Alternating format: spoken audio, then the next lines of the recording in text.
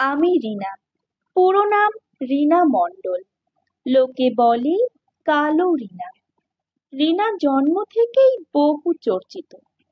এই চর্চা এখনো চলে আসছে।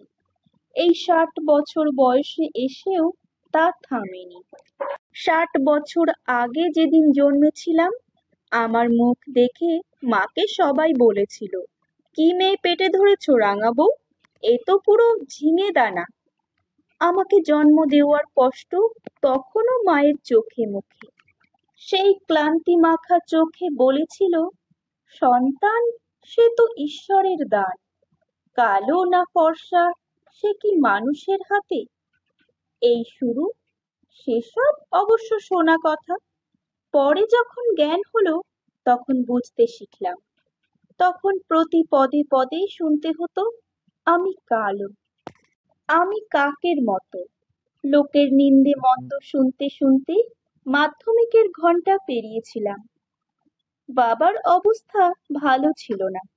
কিছু জমি ছিল চাষের, আর কাজ করতো টুকটাক। তাতে 4 ভাই বোন আর মা বাবা, 6 জনের সংসার চলে না। নিজের হাত খরচ চালাবার মতো কটা বাচ্চাকে পড়ানো শুরু করলাম। কালো বলে বিয়ের বাজারে দাম ছিল না, তাই বাবা পাত্রস্থ করে উঠতে পারেনি। ভগবান রং দেননি, রূপ দেননি, তবু প্রকৃতির নিয়মে ভালোবাসা এসেছিল। পাশের বাড়ির অজিতকে ভালোবেসে ফেললাম। অজিতও ভালোবেসেছিল আমাকে। দুজনে স্বপ্নও দেখেছিলাম ঘর বাঁধার। এত কাছাকাছি, তাই অজানা ছিল না কারো কাছে।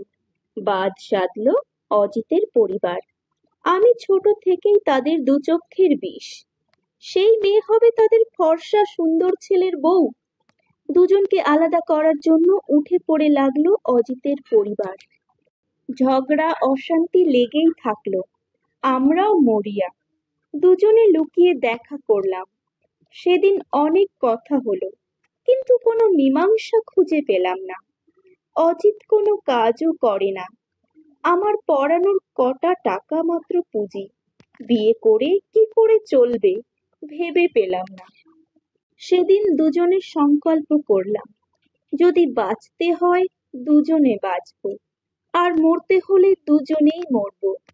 কিন্তু বাঁচার কোনো উপায় দেখতে পেলাম না, তাই দুজনে একসাথে আত্মহত্যা করব ঠিক করলাম। দিনক্ষণ সব ঠিক। বাড়ির নজর এড়িয়ে দুজনে গেলাম বাড়ি থেকে কিছুটা দূরে একটা পোড়ো বাড়িতে। অজিত বিষ কিনে এনেছিল। শেষবারের মতো দুজনকে দেখলাম, কাঁদলাম কিছুক্ষণ। তারপর একসাথে দুজনে হাত ধরে বিষটা খেয়ে ফেললাম। কি করে জানাজানি হয়েছিল জানি না। যখন জ্ঞান ফিরল তখন হাসপাতালের বেডে। ভাগ্যের এমনই পরিহাস, আমি ফিরলাম বাড়িতে, অজিত আর ফিরল না। এতদিন কালো বলে সবাই ঘেন্না করত। অজিতের মৃত্যুতে তা চরমে উঠল। অজিতের মৃত্যুর জন্য দায়ী হলাম আমি। কালো মেয়ের কলঙ্ক বেড়ে দ্বিগুণ হলো। অজিতের বাড়ি থেকে অবিশ্রান্ত গালিগালাজ। ঘরের কোণে নিজেকে বন্দি করে রাখলাম। তবুও একদিন বেরোতে হলো। কতদিন আর লুকিয়ে রাখবো নিজেকে। পরিস্থিতি স্বাভাবিক হলে পুরনো পড়ানোর বাড়িগুলোতে আবার গেলাম। অনেকেই এড়িয়ে গেল।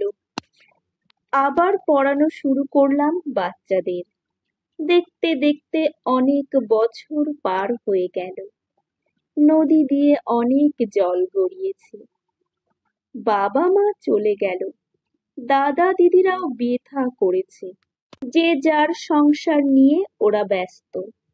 তাদের ছেলে মেয়েদেরও বিয়ে হয়ে গেছে। আমারও চুলে পাক ধরেছে। এখন আর পড়াই না। বাবা জমি বিক্রি করে যে টাকা ভাগ দিয়ে গিয়েছিল, সেই টাকার ইন্টারেস্টে কোনো মতে দিন চলে। আমি একাই থাকি। কালো রং আর কলঙ্ক, এই দুই নিয়ে এখনো বেঁচে আছি। অজিতের জন্য কষ্ট হয়। ভগবানকে বলি, আমাকে কেন বাঁচিয়ে রাখলে?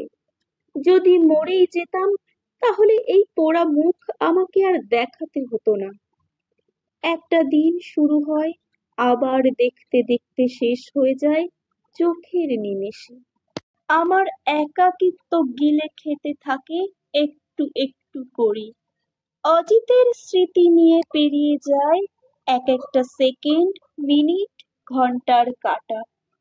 ভাগ্য হয়তো এটাকেই বলে, যে ভাগ্যে সুখ নামের পাখিটা আমার জীবনে কোনোদিনও বাসা বাঁধতে পারেনি। কলমে অনুরাধা সরকার, কণ্ঠে শ্রাবণী বিশ্বাস। সবশেষে এটাই বলবো, এই ঘটনাটি সত্য ঘটনা অবলম্বনে লেখা। তবুও পরিস্থিতি যতই খারাপ হোক না কেন, এমন সিদ্ধান্ত নেওয়া উচিত নয়। কারণ মরে গেলে তো হেরেই গেলাম। লড়াই করে বেঁচে থাকার নামই জীবন।